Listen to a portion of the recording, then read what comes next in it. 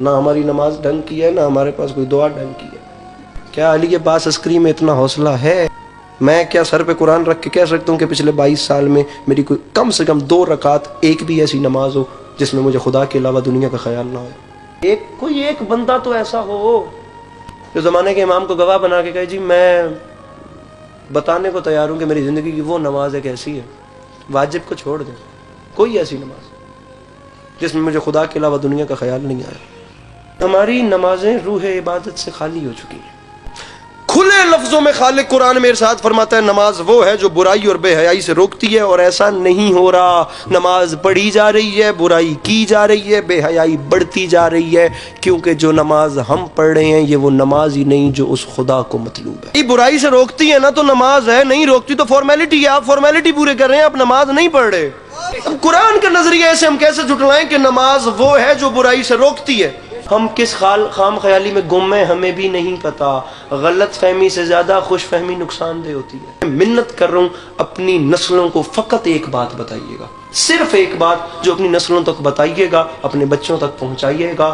خدا سب کچھ برداشت کر لیتا ہے، خدا گھمنڈ برداشت نہیں کرتا۔ شیطان نے گھمنڈ ہی تو کیا تھا، 6500 سال کی عبادتیں ایک سیکنڈ میں سائڈ پہ چلی گئی تھی۔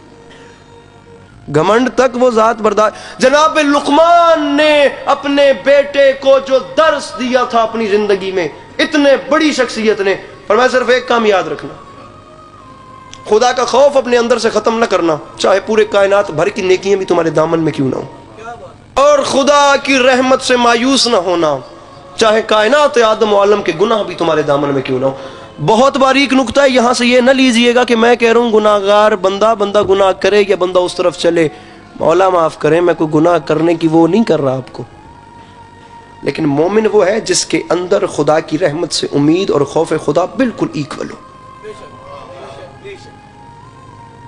نہ وہ خوف خدا کے سامنے مایوس ہو جائے کہ میری رحمت، یہ مایوسی بھی کفر ہے، اور نہ وہ اتنا خوش فہم ہو جائے جی میں کربلا سے ہو کے آیا ہوں، جی میں سب سے بڑا مومن ہوں، میں نے بڑا جلسہ کروایا، ابھی حج کر کے آئے ہیں جی، بہت بڑے ہم لوگ مومن ہیں، بہت بڑی ہم نے ماتم داری کروائی ہے۔ یہ چیز بھی نہیں کرنی۔ میرے چھٹے تاجدار ولایت نے فرمایا، معصوم فرماتے ہیں ایک وقت میں مسجد میں 2 لوگ داخل ہوئے،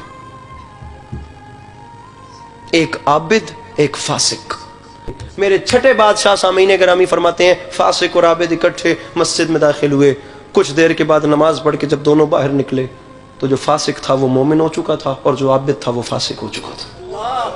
کام کیا ہوا؟ دونوں خدا کی عبادت کر رہے تھے، لیکن جو فاسق مومن ہوا وہ جتنی دیر عبادت کرتا رہا وہ اپنے اندر شرمندہ رہا، میں گناہ گار ہوں، وہ ذات بڑی رحیم ہے، ایسے کیسے کر کے وہ میری اس نماز کو قبول کر لے، وہ مجھے معاف کر دے۔